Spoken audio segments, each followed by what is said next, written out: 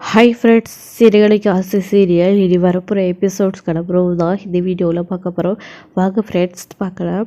இப்போது இங்கே முத்துலேருந்து ரவி எல்லாருமே இருந்துக்கிட்டு வீட்டில் பொம்பளைங்க இல்லை அப்படின்னு அவங்கள நினச்சி ரொம்ப ஃபீல் பண்ணிக்கிட்டு இருக்காங்க. ஸோ இதுக்கெல்லாம் ஒரு பக்கம் இருக்க மறுநாள் காலையில் தூங்கி எழுந்திரிச்ச உடனே எல்லாருக்குமே காஃபி போட்டு முத்து ரவி எல்லோரும் குடிச்சதுக்கப்புறமா குடிச்சு முடிச்சுட்டு, ரவி இன்னைக்கு நீ அப்பா கூட இருடா, இன்னைக்கு எனக்கு அந்த சவாரிக்கு நான் போய் ஆகணும், செல்வத்துக்கு வேறு சவாரி இருக்கா, இன்றைக்கி ஒரு நாள் மட்டும், அப்புறம் நாளைக்கு காலையில் எல்லோரும் வந்துடுவாங்க இல்லையா, நான் போனதும் வேலை முடிஞ்சதும் சீக்கிரமாக எவ்வளோ சீக்கிரம் முடியுமோ அவ்வளோ சீக்கிரம் வந்துடுறாடா அப்படின்னு சொல்லிட்டு முத்து வந்து சொல்லிகிட்ருக்காங்க. இதுக்கு என்ன இவ்வளோ விளக்கம் கொடுத்துட்ருக்கேன், எனக்கு வேலை இருக்குது, நான் போயிட்டு வரேன்னு சொன்னால் நான் புரிஞ்சிக்க போகிறேன், நீ போயிட்டு வா, நான் பார்த்துக்கிறேன், அப்பா வேணா அப்பா கூட இருக்கா அப்படின்னு சொல்லிட்டு, அப்பா நேற்றே நான் ஷோரூமுக்கு போகல, நிறைய வந்து ஆர்டர்லாம் வந்திருக்கு, அதாவது ஷோரூமில் வந்து நிறைய வந்து படம் கொடுக்க வேண்டியதெல்லாம் இருக்குதுப்பா, கொஞ்சம் வேலை இருக்குது, அதில் சைன் பண்ணால் தான் முடியும், நானுமே போயிட்டு முடிஞ்ச அளவுக்கு சீக்கிரம் வந்துடுறேன்ப்பா, என்றைக்காச்சும் ஷோரூமுக்கு போகணும் அப்படின்னு சொல்கிறாங்க. சரி நீயும் போயிட்டு வாடா, அவங்கவுங்க வேலையை வச்சுக்கிட்டு ஏன் தான் இப்படி லீவ் போட்டுருந்தீங்கன்னு தெரியல, நான் அப்போவே போய் எல்லோரும் அவங்கவுங்க வேலையை பாருங்க, நான் வீட்டில் இருந்துக்கிறேன்னு சொன்னேன், நீங்கள் இந்த கேட்கல அப்படின்னு சொல்லிட்டு அவருடைய அப்பா சொல்லுவோம். அப்போ தான் முத்து இருந்துக்கிட்டு, அதுக்காக உங்களை தனியாக விட்டுட்டு போக முடியுமாப்பா, அது இன்றைக்கி வேலை இருக்குது, நாங்கள் போயிட்டு வந்துடுறோம், நாளைக்கே அம்மா அப்புறம் பழங்குழல் எல்லாரும் வீட்டில் இருந்து வந்துடுவாங்க, அது மட்டும் இல்லாமல் நான் நைட்டுக்கே வந்துடுவாப்பா அப்படின்னு சொல்லிகிட்ருக்காங்க. சரிடா முத்து, நீ போயிட்டு வா அப்படின்னு சொல்கிறாங்க. அதுக்கப்புறம் வந்து பார்த்திங்க அப்படின்னா ரவியும் அவருடைய அப்பா மட்டும் வீட்டில் இருக்காங்க. ஸோ எல்லோரும் கிளம்பி வெளியில் போயிடுறாங்க. அதாவது முத்து வந்து அந்த சவாரி ஏற்றுறதுக்கு போகிறாங்க. ஸோ அவங்க வந்து பார்த்திங்க அப்படின்னா இன்றைக்கி வந்து ஒரு கோயிலுக்கு போகலாம் அப்படின்னு சொல்லியிருக்காங்க. அதாவது கிருஷ்ண பார்க்குறதுக்காக அவங்க வந்துட்டு கோயிலுக்கு போகிறாங்க. ஸோ முத்து அப்போ தான் வந்துட்டு கூட வராரு. என்ன சார், நேற்று என்னால் வர முடியல, என் அப்பா கூட நான் இருக்க வேண்டிய சுச்சுவேஷன், அதான் சார் வேறு ஒருத்தர் அனுப்பியிருந்தேன், உங்களுக்கு எதுவும் கஷ்டம் இல்லையே, என் ஃப்ரெண்டு தான் உங்களை நல்லா பார்த்துக்கிட்டான்ல, ஏதாச்சும் தப்பு பண்ணிட்டானா சார் அப்படின்னு சொல்லிட்டு கேட்குறாரு. இல்லைப்பா, உங்கள் ஃப்ரெண்டும் உன்ன மாதிரியே நல்லா தான் பார்த்துக்கிட்டான் அப்படின்னு. அப்படியா சார், சரி ஓகே, அப்புறம் ட்ரீட்மெண்ட்டில் எப்படி சார் போச்சு, எல்லாம் ஓகேவா அப்படின்னு சொல்லிட்டு, பார்க்கலாம்ப்பா, ட்ரீட்மெண்ட் பண்ணியிருக்கோம், மாத்திரை மெடிசன் தான் கொடுத்துருக்காங்க, எங்கள் கையில் எதுவும் இல்லை, கடவுள் கையில் தான், எந்த பிரச்சனையும் இல்லை, எல்லாமே நல்லா தான் இருக்குதுன்னு சொல்லியிருக்காங்க. ஆனால் கடவுள் கொடுக்க வேண்டியது எந்த சமயத்தில் எப்படி கொடுப்பாருன்னு தெரியல இல்லையா, பார்ப்போம். அதை ட்ரீட்மெண்ட்லாம் கொடுத்துருக்காரு, மெடிசன்லாம் ரெகுலராக எடுத்துக்க சொல்லியிருக்காரு, அது சாப்பிட்டதுக்கப்புறமாச்சு ஏதாச்சும் எங்களுக்கு நல்லது நடக்குதான்னு பார்க்கலாம் அப்படின்ற மாதிரி இங்கே வந்துட்டு அவங்களும் சொல்லிக்கிட்டு வராங்க.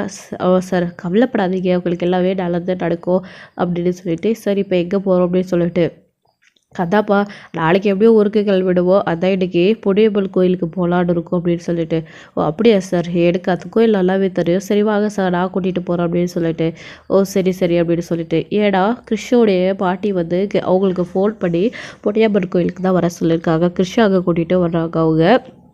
சார் என்ன சார், கடவுள் வேண்டிக்கிறதுக்காக போகிறீங்களா, இப்போ டாக்டரை பார்த்து முடிச்சுட்டு அடுத்தது கடவுள்கிட்ட அப்படின்ற மாதிரி பொத்து கேட்கவும், இல்லைப்பா அப்படியெல்லாம் எதுவும் இல்லை, என்னோடய தம்பி பையன் இந்த ஊரில் தான் இருக்கா, அவனை பார்த்துட்டு போடுறது தான் அப்படின்னு சொல்லிட்டு அவர் சொல்கிறாரு. ஸோ முதல்ல வந்துட்டு முத்துக்கு அது யார் எடுத்துறதில்ல, தம்பி பையன் அப்படின்னு மட்டும் தான் சொல்கிறாங்க. அதனால் சரி சார் அப்படியா, சரி கூட்டிகிட்டு போகிறேன் அப்படின்னு சொல்லிட்டு கோயிலுக்கு கூட்டிகிட்டு போகிறாங்க. அதுக்கப்புறம் வந்து பார்த்திங்க அப்படின்னா கிருஷ்ணா அவரோட பாட்டியை அவங்க வெயிட் பண்ணிகிட்ருக்காங்க. முத்து போயிட்டு, சார் இதான் கொடியம்மன் கோயில் பாருங்கள் சார், போய் பார்த்துட்டு வாங்க, நான் இங்கே வெயிட் பண்ணுறேன் அப்படின்னு சொல்லிட்டு, என்னப்பா இவ்வளோ தூரம் வந்துட்டேன், கோயிலுக்கு தானே உள்ளே வந்துட்டு வாயா அப்படின்னு சொல்லிட்டு, இருக்கட்டும் சார் பரவாயில்ல போயிட்டு வாங்க அப்படின்னு சொல்லிட்டு அவர் சொல்கிறாரு. பரவாயில்ல வாப்பாடியும் அப்படின்னு அவங்களும் வந்துட்டு அவங்களுடைய மனைவியை கூப்பிடுவோம். அதுக்கப்புறம் தான் முத்து என்ன இவ்வளோ வற்புறுத்தி கூப்பிட்றாங்களே, போகலன்னா நல்லா இருக்காது அப்படின்னு சொல்லிட்டு கூட வந்து முத்துவும் வராரு. அதுக்கப்புறமா போய் சாமி கும்பிட்டுட்டு கிருஷி எங்கே இருக்கா அப்படின்னு எல்லா பக்கமும் தேடி பார்க்குறாங்க. அதுக்கப்புறம் முத்து வந்து பார்த்திங்க அப்படின்னா கிருஷி வந்து பார்த்துடுறாங்க. ஆல்ரெடி அங்கே தான் வந்து கிருஷியோட பாட்டியும் கிருஷியும் வெயிட் பண்ணிகிட்ருக்காங்க. முத்துக்கள் அப்படின்னு சொல்லிட்டு ஓடி போய் கட்டி பிடிச்சிடுறாங்க. அதுக்கப்புறம் தான் கிருஷி நீ எங்கடா இங்கே அப்படின்னு சொல்லிட்டு முத்து வந்து கேட்கவும், அதுக்கப்புறம் தான் நீ கிருஷ் நில்லுடா அப்படின்னு சொல்லிட்டு என்னடா எங்கே யாரை பார்த்தாலும் ஓடி வந்து பிடிச்சிப்பியா அப்படின்ற மாதிரி கிருஷோட பாட்டி வந்து கேட்குறாங்க. என்னம்மா ஏன் இப்படி பேசுகிறீங்க, கிருஷி என்ன பார்த்து தானே ஓடி வந்தா அப்படின்னு சொல்லிட்டு. அது தெரியுதுப்பா அப்படின்னு சொல்லிட்டு அவங்க பேசிகிட்டு இருக்கும் போது தான் அப்போ தான் அவங்க கூட இருக்கிறவங்களுக்கு கவனிக்கிறாங்க கிருஷோட பாட்டி. இது கிருஷோட பெரியப்பா அப்படின்னு சொல்லிட்டு பார்த்து ஷாக் ஆகிடுக்கிறாங்க. ஏன்னா முத்து பக்கத்தில் இருக்காரு அப்படின்னு சொல்லிட்டு. அதுக்கப்புறம் தான் முத்து கொண்டுமெல்லாம் தெரிஞ்சிடுச்சுன்னா ரோகிணிக்கு விஷயம் தெரிஞ்சு அப்புறம் கண்டிப்பாக நம்மளை விட மாட்டோம் அப்படின்னு சொல்லிட்டு. ஆனால் அங்கே அதுதான் நடக்க போகுது. அவங்கள பார்த்த உடனே வா வா எப்படி இருக்கீங்க, நல்லா இருக்கீங்களா, கிருஷி எப்படிப்பா இருக்கு அப்படின்னு சொல்லிட்டு. சார் நீங்கள் இவனை தான் பார்க்க வந்தீங்களா, இவனை தான் உங்கள் அண்ணன், அதாவது உங்கள் த தம்பி பையன் இவன் தானா அப்படின்னு சொல்லிட்டு. ஆமாப்பா ஆமாம் அப்படின்னு சொல்லிட்டு அவரும் சொல்லிட்டு இருக்கவும், நீ கிருஷி உன்னுடைய பெரியப்பா வாடா அப்படின்னு சொல்லிட்டு. ஆமா அங்கிள் அப்படின்னு சொல்லிட்டு. சார் கிருஷ் எனக்கு நல்லாவே தெரியும், கிருஷோட நிலமையே எனக்கு நல்லாவே புரியும் சார். ஆமாம், இவங்களுடைய அப்பா இறந்துட்டு தான் சொன்னீங்க, அதாவது உங்கள் தம்பி. இவங்களுடைய அம்மா எங்கே இருக்காங்க, இவங்களுடைய அம்மா கல்யாணி அப்படின்னு சொல்லிட்டு, அதாவது வெளிநாட்டில் போய் கிருஷி விட்டுட்டு கஷ்டப்படுறாங்களே, எல்லா சூழ்நிலையும் புரியுது சார். ஆனால் இவனுடைய அம்மா கொஞ்சம் கூட சரியில்லை, இவனை விட்டுட்டு எங்கேயோ போய் சம்பாதிச்சிட்டு இருக்காங்க. இவன் இங்கே ரொம்ப கஷ்டப்பட்டுருக்கா அவங்க அம்மா இல்லாமல். சார் தெரிஞ்சவங்களாம் வேறு போயிட்டீங்க, ஒழுங்காக கிருஷோட அம்மா கிட்ட சொல்லி கிருஷை கூட்டிட்டு போய் அவங்க கூடவே வச்சு வளர்க்குற வழியை பார்க்க சொல்லுங்கள் சார். பணம் இன்னைக்கு இல்லைன்னா நாளைக்கு சம்பாதிச்சிக்கலாம், ஆனால் குழந்தைக்கு அவரோட அம்மா பாசம் இல்லைன்னா ரொம்ப ஏங்கிக்க மாட்டானா அப்படின்னு சொல்லிட்டு. சரி விடுப்பா முத்து, எதுக்கு இதெல்லாம் இவங்க கிட்ட நீ பேசிகிட்டு இருக்க, அதான் நான் இருக்கல கிருஷ், நான் பார்த்துக்கிறேன், அவனோட பாட்டி நான் இருக்கல அப்படின்ற மாதிரி அவங்க வந்து முத்துவோடைய வாயை அடிக்கிறாங்க. ஸோ அதுக்கப்புறம் முத்துவே விஷயம் தடைச்சு அமைதியாகிடுறாங்க. அதுக்கப்புறம் தான் இவங்க இருந்துக்கிட்டு கிருஷ் கூட வந்து ஜாலியாக பேசிக்கிட்டு உனக்கு பண்ண பாவம் தானே எங்களை இந்த அளவுக்கு துரத்திக்கிட்டு வருது அப்படின்ற மாதிரி நினச்சிட்டு இருக்காங்க. அப்போ தான் சார், அதாவது அவங்கக்கிட்ட பேசி முடிச்சுட்டு வீட்டுக்கு போகும்போது முத்து வந்து கேட்குறாரு. இவங்களுமே பேசி முடிச்சுட்டு கிருஷையும் கூட்டிகிட்டு போயிடுறாரு. பாய் அங்கிள் அப்படின்னு சொல்லிட்டு அவங்க பாட்டிக்கிட்ட இருந்து சொல்லிவிட்டு கிருஷ் வந்து கூட வந்து போயிடுறான். அதுக்கப்புறமா வந்துட்டு அவங்களும் சரிப்பா நாளைக்கு காலையில் எங்களை ட்ராப் பண்ணணும், இப்போ எங்களை கூட்டிகிட்டு போங்க அப்படின்னு சொல்லிட்டு, அதாவது ரூமுக்கு கொண்டு போய் விட்டுட்டிங்கன்னா நாளைக்கு காலையில் பஸ் ஸ்டாண்டில் விட்டால் சரிப்பா அப்படின்ற மாதிரி அவங்க சொல்கிறாங்க. சரிங்க சார் அப்படின்னு சொல்லிட்டு அவங்களும் கூட்டிகிட்டு போயிருக்காங்க. சார் நான் கேட்குறேனேன்னு ஒரு விஷயம் தப்பாக நினச்சிக்காதீங்க. கிறிஷ்கிட்ட நீங்கள் ரொம்ப அழுதுகிட்டு இருந்தீங்க, என்ன சார் காரணம் அப்படின்னு சொல்லிட்டு. அதான்ப்பா நாங்கள் ஒரு அதாவது என் தம்பி ஒய்ஃபை மாசமாக இருக்கிறபோது முடிக்கி விட்டுட்டோம், அதனால தான் எங்களுக்கு குழந்தை இல்லைன்னு சொல்லி ரொம்ப ஃபீல் பண்ணுறேன் இல்லையாப்பா, அதுக்கு தான் பண்ண தப்பெல்லாம், அதாவது ஏற்கனவே நடந்த தப்பு எல்லாத்தையும் மன்னிக்க சொல்லி கிருஷ்கிட்ட பேசி அழுதுட்டு இருந்தோம்ப்பா. எங்களுடைய மன்னிப்பெல்லாம் தப்பெல்லாம் உணர்ந்தா அதுக்கப்புறமாச்சும் எங்களுக்கு ஒரு குழந்தை பிறக்குமான்னு பார்க்குறதுக்காக தான்ப்பா அப்படின்ற மாதிரி சொல்கிறாங்க. ஓ அப்படியா சார், புரியுது சார், கவலைப்படாதீங்க. சரி ஓகே, அதாவது கிருஷ்ணோடைய அம்மா கல்யாணி அவங்கள தானே நீங்கள் வெளியில் வந்து முடிக்க விட்டீங்க அப்படின்ற மாதிரி முத்துவுக்கு நல்லாவே புரியுது. அவங்கக்கிட்டே கேட்குறாங்க. அவங்களுமே ஆமாம் அப்படின்ட்டு சொல்கிறாங்க. ஸோ இப்போ கிருஷோட ஃபேமிலி பேக்ரவுண்ட் மொத்தமாக வந்து முத்துவுக்கு தெரியும். ஆனால் ரோகிணி தான் கிருஷ் அப்படி, அதாவது கிருஷோடைய அம்மா ரோகிணி தான் கல்யாணி அப்படின்ற விஷயம் வந்து முத்துவுக்கு தெரியாது. அவங்க கல்யாணி கிருஷோட அம்மா அப்படின்னு மட்டும்தான் முத்துவுக்கு தெரியுது. அதுக்கப்புறமா முத்துவுமே வந்துட்டு கிருஷை வந்துட்டு அவங்க அம்மா கூட சேர்த்து இருக்க சொல்லுங்கள், கூட்டிகிட்டு போக சொல்லுங்கள் அப்படி இப்படின்னு கிருஷோட நடந்துக்காக முத்து வந்து பேசிட்டா அங்கேருந்து எதுவுமே தெரியாமல் வந்துடுறாரு முத்து வந்துட்டு சவாரியை இறக்கி விட்டுட்டு. அதுக்கப்புறமா வந்துட்டு ஒரு நாள் காலையில் போயிட்டு முத்து வந்துட்டு அவங்கள சவாரி இருக்குது அப்படின்னு சொல்லிட்டு இறக்கி விட்டுட்டு, அதாவது பஸ் ஸ்டாண்டில் இறக்கி விட்டுட்டு வந்துடுறாரு. அதுக்கப்புறம் எங்கள் வீட்டுக்கு வந்ததுக்கப்புறமா இங்கே எல்லாருமே இருக்காங்க. அதாவது வீணா நைட்டே வீட்டுக்கு வந்துடுறாங்க. வீணா கிட்ட சொல்லிட்டு தான் முத்து போயிட்டு அவங்கள ட்ராப் பண்ணிட்டு வந்துடுறாங்க. அதுக்கப்புறம் அங்கேருந்து ட்ரிப்பில் இருந்து வந்த உடனே விஜயா, ரோகிணி எல்லாருமே இருந்துக்கிட்டு எப்பாடி எப்படியோ இருக்கிற பிரச்சனையை முடிஞ்சிருச்சு. அவன் முதல்ல நாம் அம்மாவுக்கு ஃபோன் பண்ணி விஷயம் என்னாச்சுன்னு கேட்கணும் அப்படின்னு ரோகிணி வந்த உடனே ரூம்குள்ளே போயிட்டு அவங்களுடைய அம்மாவுக்கு ஃபோன் பண்ணுறாங்க. என்னம்மா, அதான் கிருஷோட பெரியப்பா ஊருக்கு போயிட்டாங்களா இல்லையா அப்படின்ட்டு சொல்லிட்டு கேட்கவும், அதெல்லாம் போயிட்டாங்கடி அப்படின்னு சொல்லிட்டு. அப்பாடி இப்போ தான் எனக்கு உயிர் போய் உயிரே வருதும்மா. அம்மா நீங்கள் ஊருக்கு கிளம்புன்னு சொல்லிட்டு இருந்தீங்களே, எப்போ கிளம்புறீங்க அப்படின்னு. எல்லாம் ரெடியாக தாண்டி இருக்கோம், இன்னும் கொஞ்ச நேரத்தில் கிளம்பிடுவோம். அதாவது மகேஸ்வரி அவளுடைய துணியெல்லாம் எடுத்து வச்சிட்ருக்கா, அவள் வந்தது கிளம்பிடுவோம் அப்படின்னு சொல்லிட்டு.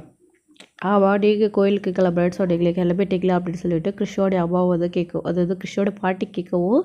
அப்போ தான் ரோகிணி இப்போ எடுத்துக்கிட்டு, அம்மா நாங்கள் இப்போ தான் ஊர்லேருந்து வந்தோம், எப்படியோ நைட்டுக்கு கிளம்பிடுவோம்மா, இன்னும் கொஞ்சம் டைம் இருக்குல்ல, இப்போ தான் வந்தோம், கொஞ்சம் ரெஸ்ட் எடுத்துகிட்டு அதுக்கப்புறம் துணியெல்லாம் பேக் பண்ணிவிட்டு எல்லோரும் கிளம்பிடுவோம் அப்படின்ற மாதிரி ரோகிட்டே சொல்லிட்டுருக்காங்க. சரி ஓகே அப்படின்னு சொல்லிட்டு சரிம்மா சரி பார்த்து நீ வந்துட்டு ஃபோன் பண்ணு நானும் ஃபோன் பண்ணுறாமா அப்படின்னு சொல்லிட்டு ஃபோனை கட் பண்ணிடுறாங்க. அதுக்கப்புறமா வந்துட்டு மனோஜ் வந்துட்டு ரோகிணி கிட்ட வந்துட்டு ரோகிணி அப்பா அடி வந்துட்டியா, நீ இல்லாமல் நான் எவ்வளோ கஷ்டப்பட்டு தெரியுமா, நீ இல்லாத இந்த வீட்டில் எல்லாரும் எப்படியெல்லாம் வேலை பார்க்குறாங்க, எப்பாடி நீ எப்படியா வந்துட்ட விஷயம் ரோகிணி அப்படின்னு ஜாலியாக வந்து ரோகிணியும் மனோஜும் பேசிகிட்டு இருக்காங்க. இன்னொரு பக்கம் வந்துட்டு ஸ்ருதி ரவி அதே மாதிரி தான் பேசிகிட்டு இருக்காங்க. இங்கே முத்துவும் இருந்துக்கிட்டு நீ இல்லாத ரொம்ப போர் அடிச்சிச்சு மீனா அப்படின்னு சொல்லிட்டேன். அதான் நான் வந்துட்டு இல்லைங்க இனிமேல் நான் பார்த்துக்கிறேன் அப்படின்னு சொல்லிட்டு சரி விடா இது கிச்சனில் நின்று வேலை செய்கிறது எவ்வளோ கஷ்டம்னு இப்போ தான் எனக்கு புரியுது, நீ வேலை செய்யும்போது அப்பப்போ நானும் உனக்கு ஹெல்ப் பண்ணுறேன் சரியா அப்படின்ற மாதிரி புத்து சொல்லிட்டு இருக்காங்க. ஏங்க நம்ம வீட்டுக்காக இதெல்லாம் நான் பண்ணுறேன் இதில் எனக்கு கஷ்டம் இருக்குது அப்படின்ற மாதிரி வீணா வந்து சொல்லிட்டு இருக்காங்க. அதுக்கப்புறம் வீடா எனக்கு ஒரு காஃபி கொண்டா அப்படின்னு சொல்லிட்டு எங்கள் விஜயா வந்து கேட்குவோம். ஏங்க நாங்கள் அங்கே போய் எவ்வளோ ஜாலியாக இருந்தோம் தெரியுமா, இங்கே போகணும் அங்கே போகணுன்னு அங்கே நடந்த விஷயங்கள் எல்லாம் ஜாலியாக இப்படி இருந்தோம் அப்படி இருந்தோம்னு சொல்லிட்டு விஜயா வந்து பார்த்திங்க அப்படின்னா அவருடைய ஹஸ்பண்ட் கிட்ட சொல்லிட்டு இருக்காங்க புத்துவோடைய அப்பா கிட்ட. அதுக்கப்புறம் ஸ்ருதி வீட்டுக்கிட்ட வராங்க. வீடா எனக்கு கூட ஒரு காஃபி கிடைக்குமா, ட்ராவல் பண்ணி வந்தது ரொம்ப தலைவலியாக இருக்குது, அதுவும் கூட ட்ராவல் பண்ணிட்டு வந்தேன் இல்லையா அதுதான் ரொம்ப பெரிய தலைவலியாக இருக்குது அப்படின்ற மாதிரி ஸ்ருதி வந்து கேட்குறாங்க. சரி சரி இதை கொடுக்குறேன் அப்படின்னு சொல்லிட்டு என்ன பழகுறல என் அம்மாவை பற்றி என்னமோ சொல்கிறான் அப்படின்னு சொல்லிட்டு என்ன புத்தோ அம்மா ஒரு தலைவலியில் கொடுக்க தெரியாதா அப்படின்னு சொல்லிட்டு அத்தி அப்படிலாம் பேசக்கூடாது அப்படின்னு வீணா சொல்லிட்டு இருக்காங்க. இருந்தாலே அதுதான உண்மை வீணா நம்ம சொன்னாலும் சொன்னதுனாலே அப்படின்ற மாதிரி ஸ்ருதி வந்து பேசிகிட்டு இருக்காங்க. வீணா காஃபி கொண்டா எவ்வளோ நேரம் கேட்டுக்கிட்டு இருக்கா அப்படின்னு விஜயா வந்து கேட்கவும் பொறுமையாக தான் காஃபி வரப்பா பொறுமையாக வெயிட் பண்ணி குடிக்கிறது இருந்தால் குடிக்க சொல்லுங்கள் இல்லைனா அவங்களையோ போட்டு குடிக்க சொல்லுங்கள் அப்படின்னு சொல்லிட்டு முத்து வந்து கிச்சன்லேருந்தே கத்துறாரு. அதுக்கப்புறம் இவன் பொண்டாட்டி எதுவுமே பேசக்கூடாது உடனே சப்போர்ட்டுக்கு வந்துடுவா இவன் அப்படின்னு சொல்லிட்டு இருக்காங்க. அதுக்கப்புறம் மீனாவே எங்கள் அமைதியாக இருக்குது அப்படின்னு சொல்லிட்டு காஃபி கொண்டு வந்து கொடுக்குறாங்க.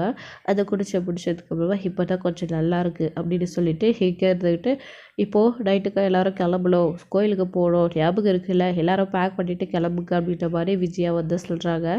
சரி ஓகே அப்படின்னு சொல்லிட்டு எல்லாருமே வந்து பேக் பண்ணி எடுத்துக்கிட்டு ஊருக்கு கிளம்புறதுக்காக கிளம்புறாங்க. ஸோ எல்லோரும் அவங்களுடைய ஆஃபீஸில் ஹோட்டலில் ரெஸ்டாரண்ட்டில் எல்லா இடத்துலையுமே வந்து லீவ் சொல்லிவிட்டு அதுக்கப்புறம் வந்து கிளம்புறாங்க. அப்போது வந்துட்டு அங்கே போயிட்டு பாட்டி ஊருக்கு போன உடனே முத்து பயங்கர சந்தோஷத்தில் இருக்காங்க. அதாவது ஓடி போய் பாட்டி கட்டி பிடிச்சிக்கிட்டு பாட்டி அப்படின்னு சொல்லிட்டு முத்து வாப்பா வீடா வாங்க வாங்க எல்லோரும் வாங்க உள்ளே வாங்க எல்லாம் எப்படி இருக்கீங்க அப்படின்னு சொல்லிட்டு பாட்டி வந்து ஜாலியாக பேசிகிட்டு இருக்காங்க. நாங்கள் எல்லோரும் நல்லா இருக்கோம் அத்தை, நீங்கள் எப்படி இருக்கீங்க அப்படின்னு விஜயாவும் கேட்டுட்ருக்கேன். நான் நல்லா இருக்கேன் விஜயா, ரொம்ப நாள் கழிச்சு எல்லோரும் இங்கே வந்திருக்கீங்க.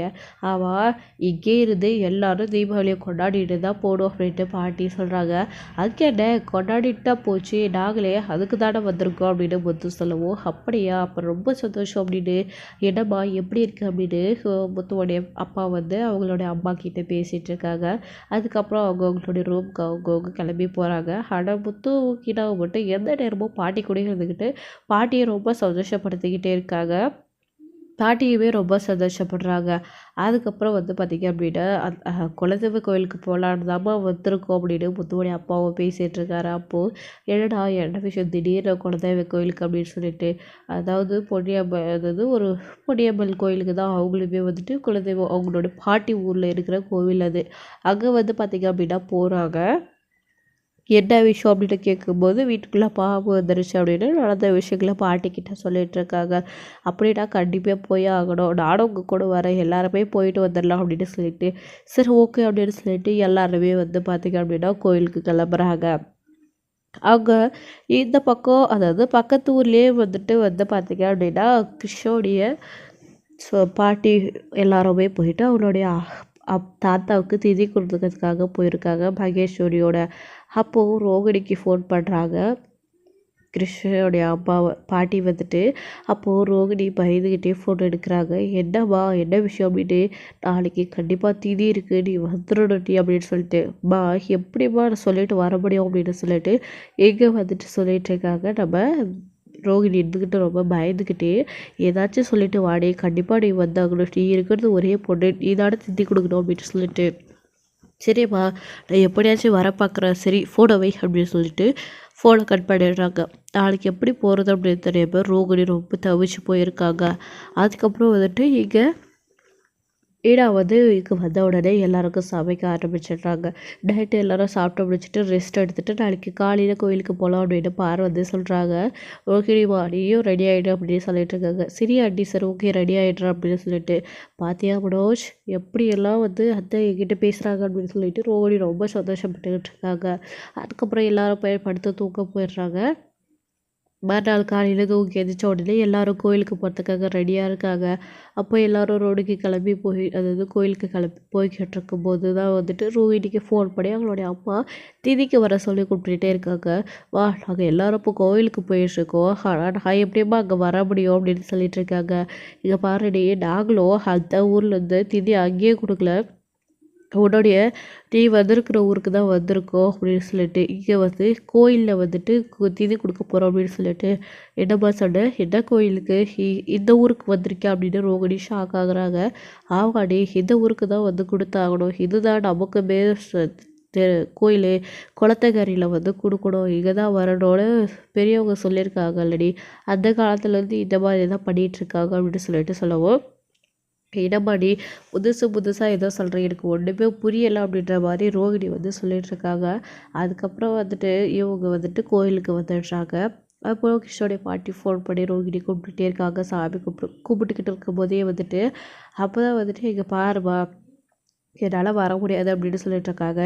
ப்ளீஸ் நீ உங்கள் ஊரில் இருக்கிற புண்ணியம்மன் கோயிலுக்கு தாண்டி குளத்தங்கரையில் வெயிட் பண்ணிக்கிட்டு இருக்கேன், வந்துடுடி கிறிஷு அதாவது கிறிஷு வந்திருக்கா, நீ வருமான ஆசையாக இருக்கா, மகேஸ்வரி எல்லாரும் இருக்கும் அப்படின்னு சொன்ன உடனே ரோகிணிக்கு பயங்கர ஷாக்காகுமா. என்னம்மா கோயில் சொன்னா அப்படின்னு சொல்லிட்டு பொன்னியம்மன் கோவில் அப்படின்னு சொன்ன உடனே ஷாக் ஆகுது.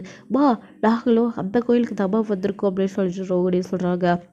அப்படியா ரொம்ப நல்லதாக போச்சு, சரி நீ வந்துடு அப்படின்னு சொல்லிட்டு எங்கள் கிருஷ்ணோட பாட்டி சொல்லப்போ என்னம்மா நாங்கள் எல்லாரும் இந்த கோயிலுக்கு தான் வந்திருக்கோம் அப்படின்னு சொல்கிறோம், உனக்கு கொஞ்சம் கூட பயமே இல்லாமல் சரி அப்படியா வந்துடுன்னு சொல்கிறேன், உனக்கு காரியம் ஆகணும் அதானவா, இங்கே கிருஷ்ணையோ இல்லை என்னையோ எல்லாரும் பார்த்தாங்கல்ல என்ன நடக்கும் தெரியாவோ அப்புறம் போயிடும், மொத்தமாக நான் போத்த பிளானெல்லாம் வந்து போயிடும் அப்படின்னு சொல்லிட்டு ரொம்ப பயந்துட்டுருக்காங்க ரோகிணி எடுத்துக்கிட்டு.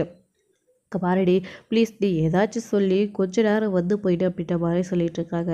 சரிம்மா ஏதாச்சும் பண்ணி வந்து தொலைகிற ஃபோனை வை, இப்படி என்னை ஓயாமல் டார்ச்சர் பண்ணாத அப்படின்னு சொல்லிட்டு ரோகிணியே ஃபோனை கட் பண்ணிடுறாங்க. அதுக்கப்புறம் வந்துட்டு அட்டி நான் அப்படியே கோயிலெல்லாம் சுற்றி பார்த்துட்டு வரேன், நீங்கள் எல்லாரும் சாமி கும்பிட்டுட்டு இங்கே வெயிட் பண்ணுங்க அப்படின்னு சொல்லிட்டு ரோகிணியே சொல்கிறாங்க. அது என்னடி மட்டும் எல்லாரும் சேர்ந்தே போகலாம் அப்படின்னு சொல்லிட்டு மனோஜ் இல்லை நான் மட்டும் போயிட்டு வந்துடுறேன், நீ இங்கே வெயிட் பண்ணு அப்படின்னு சொல்கிறாங்க. இல்லை நானும் வரேன் அப்படின்னு சொல்லிட்டு மனோஜ் சொல்லிட்டு இருக்காங்க. இங்கிருந்து நவரத்தை காணோம், நம்ம வேறு ஏதாச்சும் சொல்லிட்டு தான் போகணும் அப்படின்னு சொல்லிட்டு இருக்காங்க. அதுக்கப்புறம் தான் ரோஹிணி போயிட்டு மனோஜோட கதில் மனோஜ் நான் ரிஷப் போயிட்டு வரேன்னு சொல்கிறேன், என் கூடவே வர போறியோ, நம்ம ஆடத்தை வாக்காத எப்படி நான் எல்லாரும் முன்னாடி சொல்ல முடியும், எங்கேயே வெயிட் பண்ண நான் போயிட்டு வந்துடுறேன் அப்படின்ற மாதிரி சொல்கிறாங்க. அதுக்கப்புறம் சரி ஓகே போயிட்டு வா அப்படின்னு சொல்லிட்டு மனோஜ் சொல்லிடுறாங்க. அதுக்கப்புறம் ரோகிணி வந்துட்டு அவங்களோட திதிக்காக யாருக்கும் தெரியாமல் மறைச்சு வந்து பார்த்திங்க அப்படின்னா அவரோட அப்போடைய திதிக்காக வராங்க. அதுக்கப்புறம் வந்து இந்த பக்கம் வந்து பார்த்திங்க அப்படின்னா கோயிலில் பூஜை பண்ணிகிட்டு இருக்கும்போது வீணா வந்துட்டு ஏங்க நீங்கள் எல்லோரும் இங்கேயே வெயிட் பண்ணுங்கள், எனக்கு ஒரு வேண்டுதல் இருக்குது நான் அதை முடிச்சுட்டு வந்துடுறேன் அப்படின்னு சொல்கிறாங்க. என்ன சொல்கிற வீணா, என்ன வேண்டுதல் அப்படின்ட்டு முத்து வந்து கேட்குறாங்க. ஒன்றும் இல்லைங்க, அம்மாவுக்கு குளத்தங்கரையிலேருந்து 108 அபிஷேகம் பண்ணுறதா வேண்டிக்கிட்டு இருந்தேன், நான் போயிட்டு அதை கொண்டு வந்துடுறேன் அப்படின்னு சொல்லிட்டேன். என்ன வேணா 108 குடம் எப்படி தண்ணி எடுப்பேன் வேண்டாம் அப்படின்னு சொல்கிறாங்க. ஏங்க சாமிக்கு வேண்டுதல் வச்சுட்டு வேண்டான்னு சொன்னால் எப்படிங்க, நான் பிடிச்சிட்டு வந்துடுறேன், நீங்கள் நடக்கிற மாதிரியெல்லாம் இல்லை, இங்கே பாருங்க அங்கே இருக்கு இல்லையா சாமிக்கிட்ட அந்த குடம் தான் அப்படின்னு சொல்லிட்டு, ஓ அப்படியா மேடம் அது கூட ஆனால் கஷ்டமாக இருக்கும்ல அப்படின்னு சொல்லிட்டு, ஏங்க சாமிக்காக பண்ணுறது கஷ்டம்னு சொல்லக்கூடாது, நான் போயிட்டு வந்துடுறேன் நீங்கள் வெயிட் பண்ணுங்க அப்படின்னு சொல்லிட்டு இருக்கும்போது அந்த குளத்தங்கரையிலேருந்து போய் தண்ணி எடுத்துகிட்டு வாமா அப்படின்னு சொல்லிட்டு இங்கே வந்து சொல்லவும் அதுக்கப்புறம் வீணாகவும் போகிறாங்க. ரொம்ப கஷ்டப்பட்டு வந்து 108 குடம் அதாவது எடுத்துக்கிட்டே வந்துட்டுருக்காங்க. ரொம்ப டயர்டாக இருக்குது வீணாவுக்கு, நடக்கக்கூட முடியல. ஆனால் இங்கே தான் வந்துட்டு ரோகிணியோடைய அப்பாவுக்காக திதி கொடுத்துட்ருக்காங்க. ரோகிணியை அதை கவனிக்கிறதே இல்லை, ரோகிணியும் கவனிக்கிறதில்ல, வீணாவும் முதல்ல கவனிக்கிறதில்ல. அதுக்கப்புறம் ஒரு சில குடம் எடுத்ததுக்கப்புறமா வீணா ரொம்ப டயர்டாகி ஒரு இடத்துல நின்றுட்டுருக்கும் போது இங்கே வந்துட்டு திதி கொடுத்துட்ருக்கிறத பார்த்த உடனே பயங்கர ஷாக் ஆகுறாங்க. அதாவது ரோகிணி இங்கே உட்காந்து என்ன பண்ணுறாங்க அப்படின்னு சொல்லிட்டு. அப்போ தான் இவன் என் பொண்ணு கல்யாணி, என்னுடைய ஒரே பேர் கிருஷு, என்னுடைய அப்பா அதாவது அவருடைய அப்பாவுக்காக தான் தேதி கொடுக்க என் பொண்ணு வந்திருக்கா அப்படின்னு சொல்லிட்டு இருக்கும்போது இதை பார்த்து மீனாவுக்கு பயங்கர ஷாக் ஆகுது. அப்போது கிறிஷ் வந்துட்டு ரோகிணியோடைய பிள்ளையா, அப்போது இவருடைய பேர் தான் கல்யாணியா, ஏமாற்றி கல்யாணம் பண்ணியிருக்காங்களா, இவ்வளோ பெரிய உண்மையை மறைச்சிருக்காங்க அப்படின்னு மீனாக்கு ஷாக் ஆகி கையில் இருக்கிற குடத்தை கீழே போட்டுடுறாங்க. இதை சத்தம் கேட்குது அப்படின்னு ரோகிணி பார்த்துட்றாங்க. ஸோ ரோகிணிக்கு மட்டுமே கிடையாது, எல்லாருக்குமே பயங்கர ஷாக் ஆகுது. அவர் ரோகிணியோட ஃப்ரெண்டுக்கு, மகேஸ்வரிக்கு, அவருடைய அம்மாவுக்கு எல்லாருக்குமே. அப்போது ரோகிணி வந்துட்டு எதிர்ச்சி மீனா கிட்ட வராங்க. மீனா அது எல்லா விஷயமும் தெரிஞ்சிச்சு. இப்போ என்ன பண்ணுறது அப்படின்னு மீனா கிட்ட நிற்கவும் பலான்னு ஓங்கி அரைச்சிடுறாங்க. மீனா அரைச்சிக்கிட்டு இங்கே பாருங்க மீனா, மன்னிச்சிருங்க மீனா, ஏதோ தெரியாமல் பண்ணிட்டேன் அப்படின்னு. ஏங்க தெரியாமல் பண்ணுற விஷயமாங்க இங்கே இவ்வளோ பெரிய விஷயத்த எல்லாருக்கிட்டேயும் மறைச்சிருக்கீங்க. கிறிஷுக்கு அதுவும் இவ்வளோ பெரிய துரோகம் பண்ணியிருக்கீங்க. கிறிஷ்க்கு மட்டுமே கிடையாது, பணக்கார வீட்டு பொண்ணு அப்படின்னு சொல்லி கல்யாணம் பண்ணி விட்டு என் அத்தையும் ஏமாத்திருக்கீங்க. நீங்கள் நிறைய போய் சொல்லிக்கிறீங்க அப்படின்னு சொல்லிட்டு மீனா பயங்கரமாக பார்த்திங்க அப்படின்னா திட்டிக்கிட்டு இருக்காங்க. ரோகிணி பயங்கரமாக இருந்துக்கிட்டு மீனா கிட்ட சாரி மீனா மன்னிச்சிடுங்க அப்படின்னு சொல்லிட்டு இருக்காங்க. இப்போவே இந்த விஷயத்த வீட்டில் சொல்ல போகிறோம் அப்படின்னு சொல்லிட்டு மீனா சொல்லிட்டு இருக்காங்க. ரோகிணி எடுத்துக்கிட்டு வேண்டவே வேண்டாம், என்னுடைய லைஃபே ஸ்பாயில் ஆகிடும். ஆண்டியே என்கிட்ட இப்போ தான் ஏதோ பேச ஆரம்பிச்சிருக்காங்க. அப்புறம் இந்த விஷயம்லாம் ஆண்டியை தெரிஞ்சால் கண்டிப்பாக என்னையும் மனோஜை பிரிச்சிருவாங்க. நீங்கள் வீட்டில் சொல்ல வேண்டாம் மீனா, நான் என்ன வேணாலும் பண்ணுறேன் அப்படின்ற மாதிரி ரோகிணி சொல்லிட்டு இருக்காங்க. கிஷ் உங்கள் கூட இல்லாமல் எவ்வளோ கஷ்டப்பட்டு இருந்தான் அப்படின்னு சொல்லிட்டு மீனா ரொம்ப வருத்தப்பட்டு பேசிட்டு அதுக்கப்புறமா இதுக்கெல்லாம் ஒரே வழி தான் அப்படின்னு சொல்லிட்டு இங்கே மீனா சொல்லிகிட்டு இருக்காங்க. என்ன மீனா, என்னன்னு சொல்லுங்கள். நான் வீட்டில் அதாவது நீங்கள் வீட்டில் விஷயத்த சொல்லக்கூடாது, அதுக்காக என்ன வேணாலும் பண்ணுறா அப்படின்னு சொல்லிட்டு ரோகிணி சொல்கிறாங்க. இப்போ தான் ஏதோ அத்தையே அவங்க சொல்கிற மாதிரி ரோகிணிக்கிட்ட பேச ஆரம்பிச்சிருவாங்க. எதுக்கு வீட்டில் நம்மளால் பிரச்சனை, அவங்களுடைய வாழ்க்கை நல்லா இருக்கணும் அப்படின்றதுக்காக மீனா ஒரு விஷயம் எடுக்க முடிவு பண்ணுறாங்க. அதாவது முதல்ல இவங்க இவ்வளோ பெரிய விஷயத்த பறிச்சிருக்காங்க அப்படின்னு பயங்கர கோபத்தில் ஆத்திரத்துலேயும் ரோகிணி அறிஞ்சிட்டாங்க. ஆனால் அவங்க மாட்டிக்க கூடாது அப்படின்றது மீனாவுடைய எண்ணம். யாரும் நம்மளால் கஷ்டப்பட்டுறக்கூடாது அப்படின்னு சொல்லிட்டு, அப்போனா நீங்கள் ஒரு விஷயம் பண்ணுங்க அப்படின்னு சொல்லிட்டு மீனா இந்த விஷயத்த சொல்கிறாங்க. கிறிஷை நாங்களே தத்து எடுத்துக்கிறோம், ஏற்கனவே நாங்கள் கிறிஷை வச்சுக்கிட்டு இருந்த மாதிரி எங்களுடைய வீட்டுக்கே கூட்டிகிட்டு போயிடலாம் அப்படின்னு சொல்லிட்டு அப்படி கூட்டிகிட்டு போனால் ஆன்ட்டிக்கு விஷயம் தெரிஞ்சால், மனோஜ்க்கு விஷயம் தெரிஞ்சால் கோவப்படுவாங்களே. விஷயம் தெரியும் போது அதாவது பொறுமையாக நானே வீட்லேயே சொல்கிறேன் அப்படின்னு சொல்லிட்டு ரோகிணியும் சொல்லிகிட்டு இருக்காங்க. இல்லை இது சரி வராது, கிறிஸ்டின் நம்ம வீட்டுக்கு நான் கூட்டிகிட்டு போயிடுறேன், அதுக்கப்புறம் டைம் வரும்போது நீங்கள் வீட்டில் சொல்லி புரிய வைங்க. அது வரைக்கும் கிறிஸ்டின் நாங்கள் தத்தெடுத்துட்டு வந்ததாகவே கூடவே இருக்கட்டும். கிறிஸ்டின் உங்கள் கூட இருக்கணும்னு தான் ரொம்ப ஆசைப்பட்றான், அதுதான் அவனுக்கு இப்போ ரொம்ப அவசியம், அதனால கிறிஸ்டின் கூட்டிகிட்டு போயிடலாம் அப்படின்னு மீனா சொல்கிறாங்க. ரோகிணிக்கு ஷாக் ஆகுது. என்ன மீனா இது, வேண்டாம் கிறிஷ் அங்கே இருந்தால் அப்புறம் விஷயம் தெரிஞ்சிடும் அப்படின்னு. இங்கே பாருங்கள், இப்போ எனக்கு தெரிஞ்ச விஷயத்த வீட்டில் சொன்னேன்னா அப்புறம் நீங்கள் மொத்தமாக இங்கே உட்காந்துக்க வேண்டியது தான். ஏதோ உங்களுடைய வாழ்க்கைக்காக போனால் போதுன்னு அந்த ஒரு விஷயத்த சொன்னால் நீங்கள் இப்போவும் முடியாதுன்னு சொல்கிறீங்களா அப்படின்னு மீனா கோவப்படவும், அதுக்கப்புறம் தான் இங்கே கிறிஷோட பாட்டி இருந்துக்கிட்டு பாரு மீனா சொல்கிற மாதிரி கேளு, கண்டிப்பாக உனக்கு மீனா ஹெல்ப் பண்ணுவா அப்படின்னு சொல்கிறாங்க. அவங்க மட்டுமே இல்லை, மகேஸ்வரியும் அதே தான் சொல்கிறாங்க. அதுக்கப்புறம் ரோஹிணி இருந்துக்கிட்டு சரி ஓகே அப்படின்னு மீனா கிட்டே சொல்கிறாங்க. எவ்வளோ சீக்கிரம் முடியுமோ அவ்வளோ சீக்கிரம் நீங்கள் வீட்டில் விஷயத்த சொல்லணும், அப்படி இல்லைனா நானே வீட்டில் விஷயத்த சொல்லிவிடுவேன் அப்படின்னு மீனா சொல்லிக்கிட்டு இருக்காங்க. ஸோ இதோட இந்த எபிசோடு முடிச்சிருக்காங்க. அடுத்தடுத்த எபிசோடு என்ன நடக்க போகுது அப்படின்னு வெயிட் பண்ணி நெக்ஸ்ட்டோட பார்க்கலாம்.